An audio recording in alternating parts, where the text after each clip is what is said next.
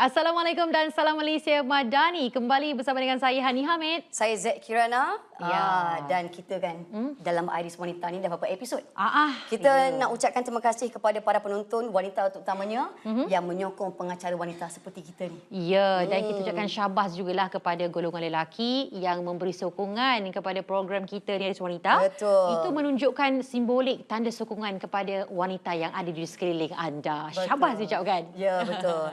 Dan cakap tentang topik kita pada hari ini, wanita berdikari ni kan. Ya. Bercakap tentang berdikari, suka untuk Z sebut tentang berdikari, apa maksudnya dalam kamus Cikgu kan? Ya. Menurut Kamus Dewan edisi keempat terbitan Dewan Bahasa dan Pustaka, berdikari bermaksud berdiri di atas kaki sendiri ataupun tidak mengharapkan bantuan orang lain, senang kata belajar untuk hiduplah. Tapi bagi Z sendiri, berdikari ini sebenarnya untuk wanita lah. Dia boleh buat banyak pekerjaan seperti lelaki juga tanpa rasa terbeban dengan pekerjaan itu. Ya, benar sekali itu. Dan kalau cerita pasal wanita tu sendiri, sama ada bujang ataupun yang sudah pun berumah tangga, kehidupan mereka nak dibandingkan dengan lebih daripada 20 tahun yang lalu sangat berbeza dari segi kehidupan itu sendiri. Kerana wanita sekarang ini lebih terselah mandirinya. Kan Zack? Dan masa yang sama juga, apa yang kita nak kongsikan di sini tidak dinafikan bahawasanya wanita sekarang ini ramai dah bijak, berani dan matang untuk membuat keputusan. Tanpa lelaki pun insya-Allah segala urusannya berjalan dengan lancar. Pasti setiap keputusan itu dibuat dengan penuh pertimbangan. Sebab kesannya kepada kita juga, betul tak? Dan cumanya kadang-kadang ada yang menyedihkan lah. Ada golongan lelaki yang mungkin rasa tercabar apabila pasangan mereka mungkin lebih dominan. Atau mungkin adik-beradik wanita lebih dominan daripada mereka golongan lelaki. Ya, benar. Kerana itulah kita rasa lelaki yang merasa terancam ni kan, rasa tercabar ni sebenarnya mungkin seolah macam tak mampu untuk menguasai situasi, malah jauh sekali untuk menjadi seorang ketua keluarga yang baik. Adakah ini benar ataupun teori semata-mata? Dan kalau sekiranya ya, bagaimana wanita tu dapat meyakinkan seorang lelaki dan bagaimana lelaki ini dapat atasi rasa terancam tu? Betul. Ini adalah topik yang kita akan bincangkan. Kepada penonton yang mungkin nak berikan komen tentang topik ini, boleh sahaja komen saja di Facebook, Instagram atau TikTok Iris Wanita, atau boleh emailkan saja ke iris.wanita@gmail.com. Ya, dan seperti biasa, tim Iris Wanita berkesempatan untuk bertemu dengan orang ramai untuk bertanyakan tentang topik kita ini, iaitu berdikari, kebebasan atau ancaman. Jom kita dengar apa kata mereka. Jom. The woman, kita punya kat sini independence tu kena ada lah, right? Dia merupakan salah satu bidang ataupun pasak kepada hubungan suami dan isteri, dan kebebasan itu juga tidak boleh disalahartikan lah, right? So menjadi seorang wanita ni daripada segi konsep rumah tangga ni, itu kita perlulah untuk memastikan bahawa hubungan suami isteri ni harmoni, right? Again, kebebasan itu bukan saja kita 100% kepada si isteri kan, so si suami pun kena mengambil that kind of accountability as well. So bagi saya, dia bukanlah satu ancaman. Dia merupakan satu, kita punya kat sini, ruang dan peluang indirectly memperbaharui hubungan suami dan isteri. Sepatutnya wanita tu mesti berdikari, okey. Tetapi untuk suami pula, sekiranya wanita dah berdikari, jangan ambil kesempatan pula terhadap dia kan. Contohnya, tak semestinya wanita berdikari ni tak perlukan sokongan daripada suami. Contohnya macam boleh buat apa saja sendiri, tapi suami pun kena beri sokongan yang penuh juga. So kenalah jaga hati, perasaan dan juga sokongan yang penuh dekat isteri dengan segala apa yang dilakukanlah. Bagi saya, dia bukanlah ancaman ataupun kebebasan. Dia lebih kepada pembahagian tanggungjawab antara suami dan isteri. Maksudnya, kalaulah suami tu boleh buat semua benda, dia takkan minta tolong kepada isteri. Tapi disebabkan kekangan waktu dan juga kekangan kerja, ini menyebabkan isteri juga perlu membantu suami untuk membuat kerja yang sepatutnya tanggungjawab tu kepada suami. Contohnya, balik kerja mungkin isteri kena balik sendiri, suami tak dapat ambil disebabkan tempat kerja jauh-jauh kan, and then ambil anak, sekolah. So itu bukanlah satu ancaman buat wanita. Sebagai wanita zaman sekarang, diorang lebih perlu berdikari. Okey, baik. Kembali lagi dalam Iris Wanita musim kedua ini, masih lagi bersama dengan saya Z Kirana dan juga saya Hani Hamid di sini. Kita dah dengar orang kata berapa ramai yang menyatakan bahawasanya wanita sekarang ini memang perlu berdikari. Betul. Tapi acikah kalau wanita itu melakukan semuanya? Itulah persoalan dia. Dan kita tampilkan seseorang yang sangat istimewa untuk topik kita pada hari ini, sesuailah dengan tajuknya. Ya, betul. Itu berdikari, kebebasan atau ancaman. Bersama dengan Puan Suzana Ghazali, perunding psikologi keluarga. Assalamualaikum. Selamat Waalaikumsalam. Terima kasih. Okey, pertama sekali nak tanya. Dia kena sebab kita nak jaga hati kedua-dua pihak, lelaki dan juga wanita. Orang kata orang lah kan, jangan biarkan golongan perempuan tu terlampau berdikari, kerana apabila dia sudah selesa berdikari, dia tidak akan kisah sama ada pasangan atau tidak, tak ada masalah. Apa pandangan Puan? Baik. Pengalaman akak mengendalikan kes 25 tahun, okey, terlalu ramai dah sebenarnya wanita yang berdikari tetapi masih juga mencari suami. Maksudnya dia masih lagi memerlukan suami, sebab kita kena faham, okey, kehidupan kita manusia ni memang semestinya dia berpasangan. Makan ada minum dia, tidur ada jaga dia kan, siang ada malam dia. Jadi lelaki ada wanita, suami ada isteri. Cuma okey, isteri ataupun wanita bila dia ada pasangan tetapi dibiarkan terlalu berdikari, dan paling banyak kes bila isteri tu rasa dia tak dihargai oleh suami. Dalam banyak keadaan isteri okey, dia boleh buat segala benda, buat sana sini, tapi bila dia rasa dia dihargai, dia okey, dia boleh terima apa juga kelemahan suami. Tapi kalau kata contoh everything dia buat dengan suami pula, aku ni macam tak ada harga diri di hadapan suami aku, ataupun aku ni ada macam tak ada sama, dan suami pula macam tak ada kisah langsung, sebab tu dia tak kisah berdikari dan dia sendiri. Tapi kalau suami tu berjaya untuk jaga hati isteri, sememangnya wanita tu berdikari macam mana pun dia boleh maintain bersama dengan suami. Sebab ada ruang dekat dalam hati wanita itu yang memerlukan lelaki sebenarnya. Betul. Dan kalau Puan Suzana boleh kongsikan lah, bila kita tengok sudut pandang pada hari ini, wanita semakin berdikari. Agaknya adakah keadaan paksa ataupun mungkin rela? Baik, dia kalau ikutkan kita ambil kepada basic asas kita dulu dan juga hukum syariat, okey. Sebenarnya wanita ni dalam keadaan apa juga sekalipun dia perlukan penjaga. Dia perlukan pelindung. Kalau sebelum kahwin dia dijaga oleh ayah, wali dia. Dan selepas berkahwin suami adalah penjaga dia, wali dia. Dan keadaan sebenarnya yang kadang-kadang menyebabkan dia perlu ke depan. Contoh ikut macam akak sendiri, akak ada anak, okey, akak memang membiarkan anak perempuan akak berdikari juga, tahu untuk buat apa-apa keadaan, sebab kita kena faham, okey, bukan kata kita nak minta jodoh pendek ke panjang, pendek nyawa ke tak, tapi kita tak tahu apa yang bakal berlaku kat depan. Contoh kata kalau kita mengharapkan pasangan sepenuhnya, sebab memang akak dah pernah ada kes, okey, semua hatta nak beli susu anak pun suami beli, suami dia meninggal, tiba-tiba dia dah tak boleh hidup. Sebab tu kita kena bertindak juga. Dan memang kadang-kadang keadaan yang memaksa tersebut menjadikan wanita terlebih berdikari sampai satu tingkat dia tak mengharapkan suami. Sebab itulah untuk mewujudkan, kalau ikut topik bagi akak sebenarnya dia bukan terlalu bebas atau kebebasan yang sebenarnya, dan bukan juga ancaman. Sebenarnya wanita berdikari adalah bonus kepada lelaki. Ya. Setuju? Sebab lelaki sepatutnya bersyukur kalau dapat isteri yang memang boleh berdikari. Dia pun tak pening kepala nak pergi pasar, abang-abang nak pergi pasar, kan? Ya Allah, kau tak boleh pergi pasar sendiri ke kan? Tapi kalau suami tu memang boleh buat pembahagian tugas, kan? Jadi bila ada toleransi dekat situ, macam kita Wanda Pack lah. Apa yang penting? Kerjasama. Ya, betul sangat tu. Okey, cuma itulah kata ada toleransi, kerjasama. Itu kunci paling utama. Tetapi dalam masa yang sama, kita tengok ada juga suami dia selesa tau bila si isteri pasangan kita tu berdikari. Dia kata, oh senanglah kita semua dibuat kan. Jadi dalam hal ini macam mana pula? Dan bagaimana untuk seseorang wanita itu dia nak hadkan, okey, saya mampu berdikari bang, tapi ini abang yang buat. Mana pakatan tu perlu dibuat masa bila sebenarnya tu? Baik. Pakatan Tuhan ni kena buat daripada awal mula kahwin. Okay. Jangan memang contoh katakanlah macam orang yang kahwin lambat dah terbiasa segalanya sebab kan. Bila dah kahwin, dah masuk status sebagai isteri, kena kurangkan sikit. Kurangkan maksudnya jangan tunjuk hebat sangat, jangan tunjuk kata pandai sangat, berdikari sangat. Apa-apa yang pernah buat sebelum, contoh katakanlah tak pernah angkat tonggas sambil kan. Abang-abang tolonglah angkat. Tunjuklah manja-manja kata-kata. Tunjuklah lemah kan. Ya, bila suami tak ada tu kau buat. Maksudnya kita kena main peranan kita, sebab dalam perkahwinan ada peranan suami, ada peranan isteri. Berdikari, hebat, pandai macam mana sekalipun, jangan ambil alih tanggungjawab dan peranan orang lain. Kalau isteri, jangan ambil alih peranan suami. Kalau contoh katakanlah wanita itu dia gaji lebih besar daripada suami pun, jangan ambil alih tanggungjawab suami dan nafkah. Kok pandai nak panjat dinding, panjat pagar semua pun kan. Bila dah ada suami, pandai-pandailah. Abang Mel lah tolong kejap, Mel lah. So memang kena tarik memang boleh sebenarnya. Point dia daripada awal. Kalau dah terbiasa buat, jadi suami pun macam, boleh je buat, boleh je buat. So daripada awal. Daripada awal. Memang. Akak pernah ada kes, okey?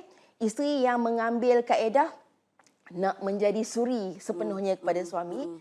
Dan jadi isteri yang melayan suami dengan baik, okey? Hatta ini memang pernah viral jugalah kan yang pernah hari kita buat pakaikan stokin semua kan. Okey. So akak tak adalah nak nak condemn tak perlu buat ke tak, tapi untuk akak okey, kita ambil fitrah ataupun kita ambil sirah Rasulullah sendiri. Diriwayatkan Rasulullah SAW jahit jubah dia sendiri. Jadinya nak cerita kata ada part yang memang isteri tu nak layan suami macam mana pun ada part dia. Sama juga suami pun kalau ikutkan Rasulullah, pernah sahabat tanya pada Aisyah, apa Rasulullah buat kat rumah? Aisyah kata Rasulullah akan membantu isterinya kat rumah. Jadi maksudnya kita kena buat sama-sama. Berdikari macam mana pun, macam seperti bonus, okey, tapi bila bonus, benda yang kita agungkan, bila yang kita suka. Bukan benda yang kita ambil kesempatan. Ya. Jadi kalau kita pandai main peranan, pastikan tanggungjawab suami, tanggungjawab isteri, buat sama-sama. Apa yang perlu dilakukan bersama-sama, perlu buat sendiri tu, kita ada toleransi dekat situ, insya-Allah tak ada masalah. Okey, kena pandai main peranan. Betul. Cuma kadang bila tak tahu ataupun buat tak faham peranan tu yang susah tu. Ini yang kita akan bincangkan lagi lebih lanjut selepas ini, Zack. Sabar ni. Boleh rasalah auranya tu, aura semangat tu. Sabar, Zack. Kita nak rehat seketika dan kita akan kembali lagi selepas ini untuk meneruskan lagi perbincangan kita membawakan topik berdikari, kebebasan atau ancaman.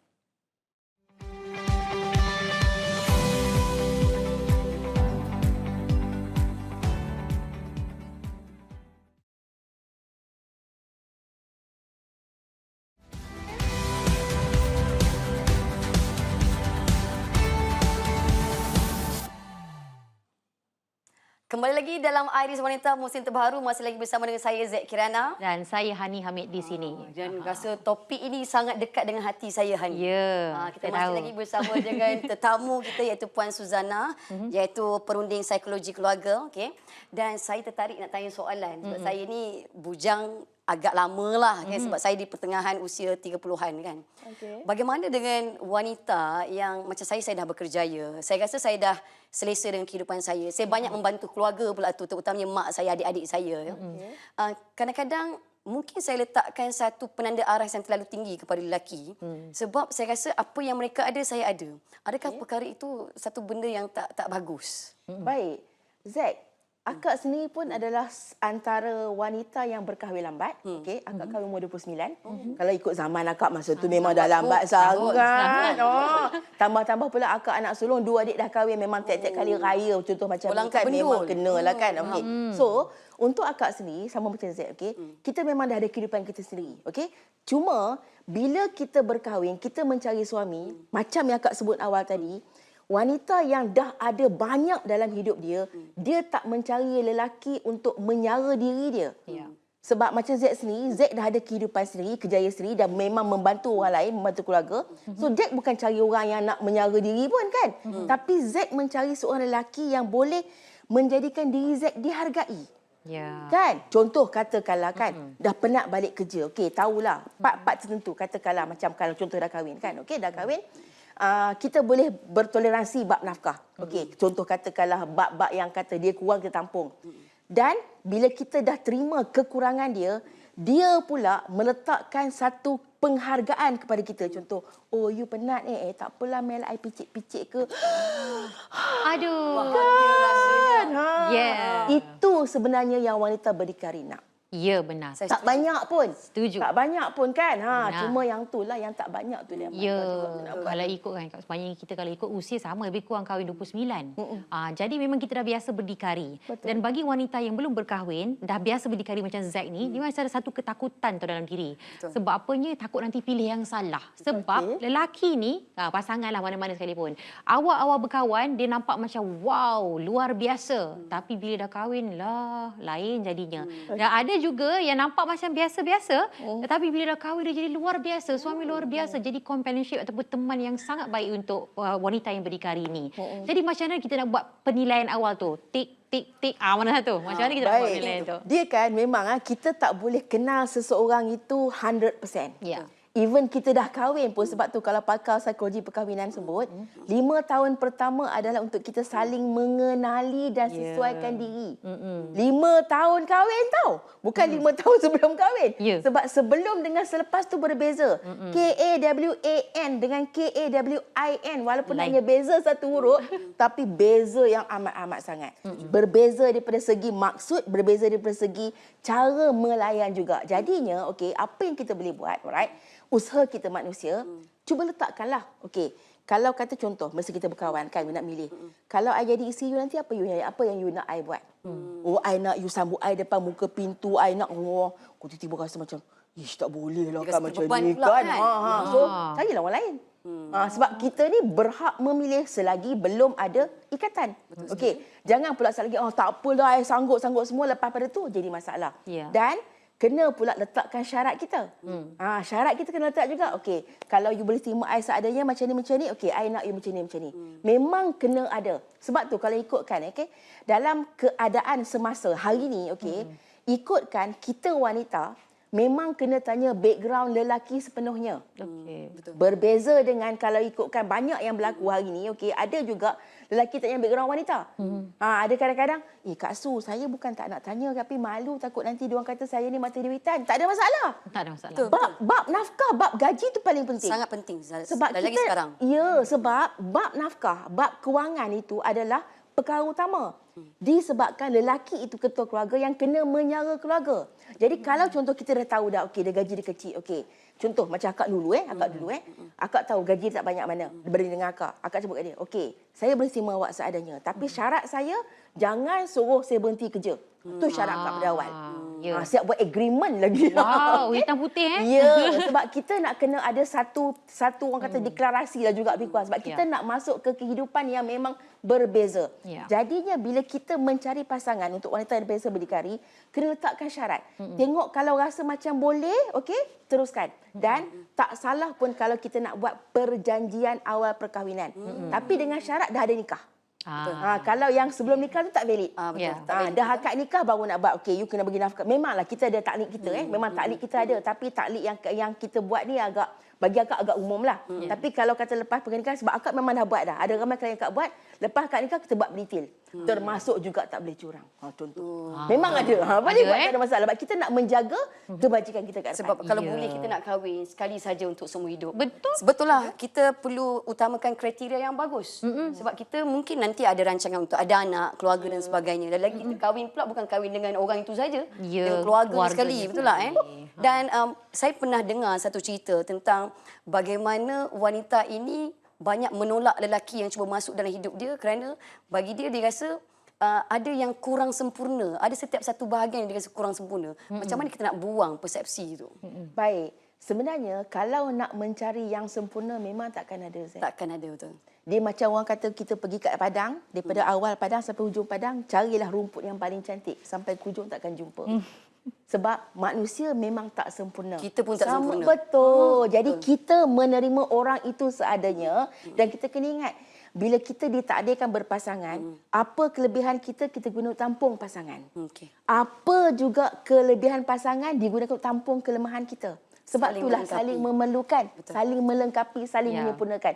Kalau itu yang dibuat, insya-Allah hebat macam mana wanita, berdikari macam mana wanita, dia tetap ratu di hati si suami. Dengar tu, Zat. Dengar tu para penonton sekalian. Okey, jadi ruang yang masa yang ada ni, apa tips saranan yang terbaik yang boleh Kak Su berikan kepada semua untuk seseorang wanita itu sama ada belum berkahwin, sedang membuat pilihan, ataupun yang sekarang ni dah berkahwin, dah tak ada pilihan. Nak bertahankan perkahwinan tersebut, semoga ia insya-Allah lah #tuljannah. Jadi silakan. Baik. Akak nak pergi kepada yang tak ada pilihan dulu. Okey. Sama yang tak ada pilihan. Alright, okey. Kalau contoh dah termasuk, okey. Kalau contoh dah termasuk ke dalam perkahwinan, maksudnya yang memang dah ada pasangan tapi rasa macam tak berapa nak kena, ikhtiarkan dulu. Ikhtiarkan untuk ubah pasangan, pergilah cari mana-mana perundi ke kaunselor untuk membantu ubah pasangan. Sebab kita ni memang takkan sempurna dan mungkin kita perlukan bantuan untuk saling menyempurnakan. In case kalau dah tak boleh sangat dia bawa kapal engkau, dia bawa pergi Serang Utara, Serang Selatan, tak boleh bersatu kat tengah, jalan terakhir ada, carilah bahagia sendiri. Tapi untuk yang nak masuk, okey, sama macam tadi, kita berhak untuk buat pilihan, tapi pilihan jangan ikut perasaan semata-mata. Kena tengok kepada tunggak dalam perkahwinan tu apa. Apa asasnya, bukan hanya cinta. Sebab cinta ni tak kenyang. Betul. Contoh bangun pagi I love you kan, main tengah hari lapar dah. Kan? So bukan hanya kasih sayang yang perlu dalam perkahwinan. Dia kena ada banyak benda, kewangannya, layanannya, penjagaan emosinya. Sebab hari ni terlalu ramai isteri yang stres. So itu yang paling penting. Sebab tu sebut tadi, penghargaan tu paling penting. Dan kalau contoh kata kalau anda memilih pasangan anda, terima dia seadanya, bantu yang boleh dan usahakan berserta doa. InsyaAllah. Sebab ramai orang belum kahwin doa bukan-bukan. Lepas kahwin lupa doa. Jadi kita kena sentiasa berdoa mungkin jadi pasangan yang #bahagia Tijana, insyaAllah. Ya. Usaha, tangga kerjaan, usaha dan tawakal tu pun penting. Benar. Kita kena tolak ansur ya. Mungkin dalam kalangan wanita sekarang ni isteri kan, dia terus rasa bersemangat. Saya nak berdikari lah abang, saya nak bangun sekarang je. Suami pandang macam ni je. Ya. Awak ni terus takut, okey abang, saya ikut cakap abang. Tak. Kita kena bangkit, kita kena saling toleransi dan bekerjasama. Berilah ruang kepada pasangan masing-masing untuk mencari bahagia. Bahagia tu kalau dah ada dalam pasangan tu, kenalah saling bekerjasama. Sama-sama lah cari bahagia itu kan. Sama. Setuju.